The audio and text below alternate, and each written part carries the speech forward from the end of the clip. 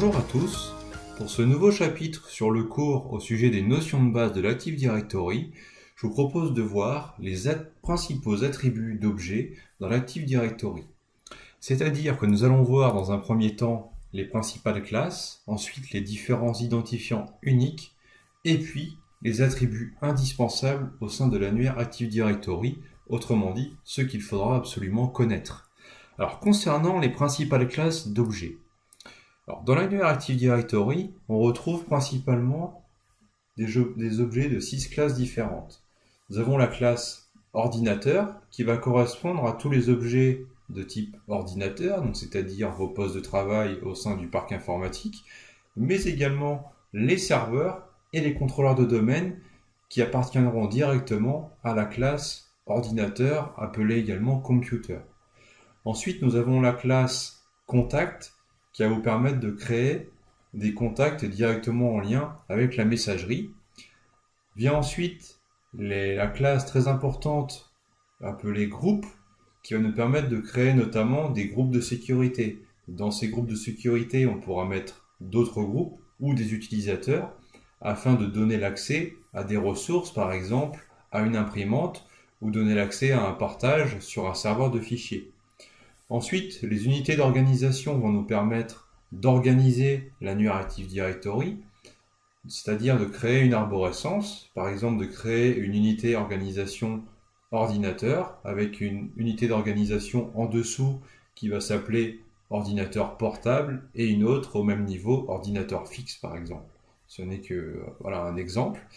On a une classe d'objet imprimante qui parle d'elle-même et une dernière classe qui est très importante et certainement la plus utilisée, on va dire, manuellement lorsqu'on va créer un nouvel utilisateur, c'est la classe utilisateur, correspondant en anglais à la classe user.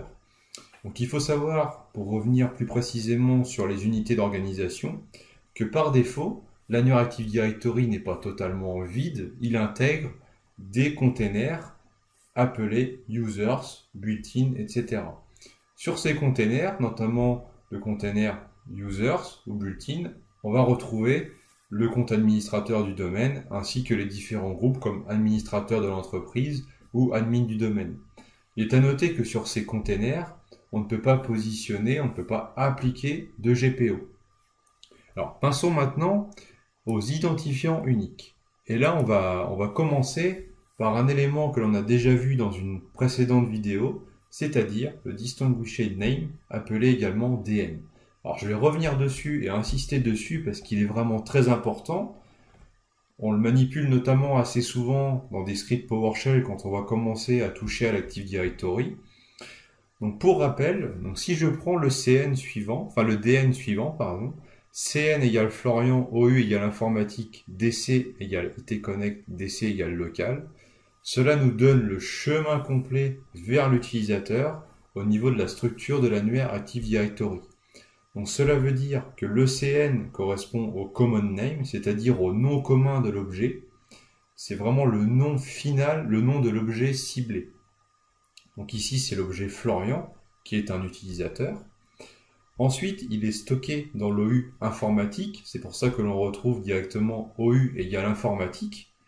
Et ensuite, on a la partie DC qui est déclarée en deux parties correspondant au domaine. Donc DC égale IT Connect pour le premier morceau du domaine et DC égale local pour le deuxième morceau du domaine. Donc c'est vraiment ce chemin complet qui est très important et qui fait qu'il donne un chemin unique vers l'utilisateur, vers l'ordinateur, vers l'objet. Ensuite, on a un deuxième identifiant unique qui, lui, va vraiment être un identificateur global unique qui permet d'identifier un objet Active Directory au niveau de l'annuaire. L'avantage du GUID, c'est qu'il est unique au niveau de la forêt. C'est-à-dire que si vous avez plusieurs domaines avec chacun leurs objets, le GUID restera unique malgré tout grâce à un algorithme qui va garantir l'unicité des GUID qui sont générés. Donc le GUID est codé sur 128 bits, il est attribué à la création d'un objet et il ne va pas bouger. Que l'utilisateur soit modifier ou même changer de domaine, le GEID va le suivre. Le GEID va le suivre du début, au moment où on va le créer, jusqu'à la fin où on va le supprimer. C'est vraiment un attribut très, très fiable sur lequel on peut se baser et qui va permettre de tracer un objet du début à la fin. Au niveau de l'attribut en tant que tel qui correspond au GUID, c'est l'object GUID au niveau du schéma Active Directory. Passons maintenant aux attributs indispensables. Donc, il faut savoir que le schéma de l'Active Directory contient des dizaines d'attributs qu'on va utiliser plus ou moins fréquemment en fonction de ce qu'on va faire, des applications qu'on va utiliser. En tout cas, je souhaitais vous en présenter quelques-uns qui me semblent indispensables et importants de connaître. Alors, tout d'abord, nous avons le SAM Account Name, qui est le nom d'ouverture de session. C'est-à-dire que quand on va se connecter à Windows, on va taper cet identifiant-là. Alors, il est un peu, entre guillemets, obsolète, il faut le dire. C'est un nom qu'on utilisait notamment à l'époque de Windows 2000, un format qu'on utilisait à cette époque-là. Maintenant, on est plutôt sur le format UPN, c'est-à-dire le User Principal Name, qui est également un nom d'ouverture de session, mais où on va devoir préciser le domaine. Par exemple, florian@itconnect.local, alors que le SAM Account Name, quant à lui, pourrait être seulement Florian. Il n'y aurait pas le nom de domaine derrière. Ce serait plutôt le nom NetBIOS en préfixe, anti-slash, le SAM Account Name, c'est-à-dire Florian. Donc le User Principal Name est plutôt l'avenir, d'autant plus qu'on peut utiliser un alias au niveau de l'annuaire Active Directory qui va nous permettre d'avoir le nom de domaine de messagerie au niveau de l'UPN, c'est-à-dire que l'utilisateur pourra se connecter sur un poste avec son adresse mail directement. Mais ce n'est pas l'objet du cours, de ce chapitre, je ne veux pas vous embrouiller avec ça, mais en tout cas c'est à savoir. Ensuite vient la classique description, qui va être importante pour ajouter un complément d'information, voire même la valeur de votre choix. La partie mail, tout simplement dans l'attribut mail, donc pour stocker l'adresse de messagerie. Ensuite, nous avons l'attribut admin count, qui est, on va dire, un attribut au format booléen. S'il est égal à 1, c'est que c'est un compte administrateur. S'il est égal à 0, c'est que ce n'est pas un compte administrateur. L'attribut displayName, quant à lui, correspond au nom d'affichage de l'objet, au nom d'affichage de l'utilisateur, par exemple. Le givenName, lui, correspond au prénom. Et l'attribut logonCount va s'incrémenter à chaque fois et va nous permettre de savoir combien de fois, par exemple, un utilisateur s'est authentifié sur le domaine. L'attribut accountExpire va nous permettre de savoir à la date à laquelle expire un compte, puisque quand on configure un compte, notamment un compte utilisateur dans l'Active Directory, on peut préciser une date d'expiration automatique pour ce compte. Cette date va venir s'intégrer dans l'attribut accountExpire.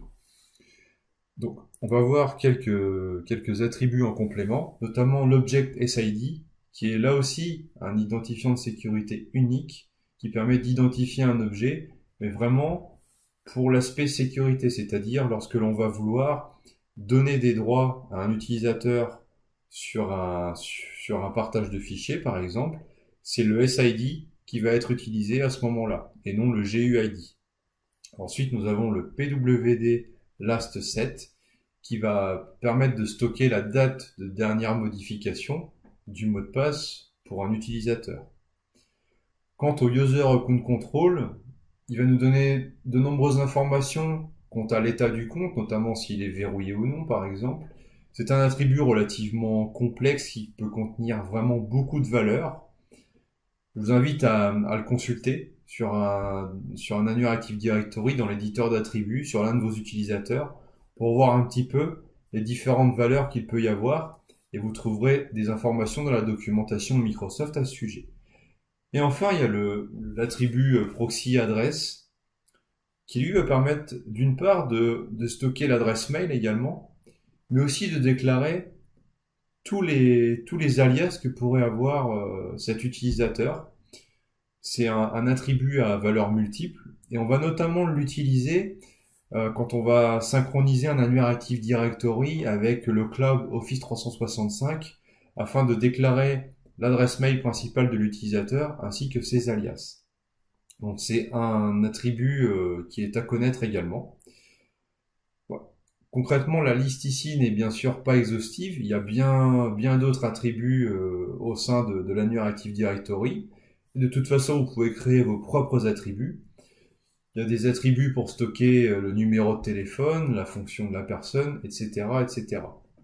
D'ailleurs, j'ai publié récemment un tutoriel afin de voir la correspondance entre les attributs LDAP et les champs Active Directory lorsque l'on crée un utilisateur en interface graphique. Donc je vous invite à le consulter si cela vous intéresse. Pour ma part, j'en ai terminé avec ce chapitre sur les attributs, sur les classes. J'espère que les explications sont claires et vous permettent de mieux connaître et de mieux comprendre les différents attributs que vous avez pu rencontrer si vous avez déjà commencé à manipuler l'annuaire Active Directory. Et je vous invite dès à présent à passer au chapitre suivant.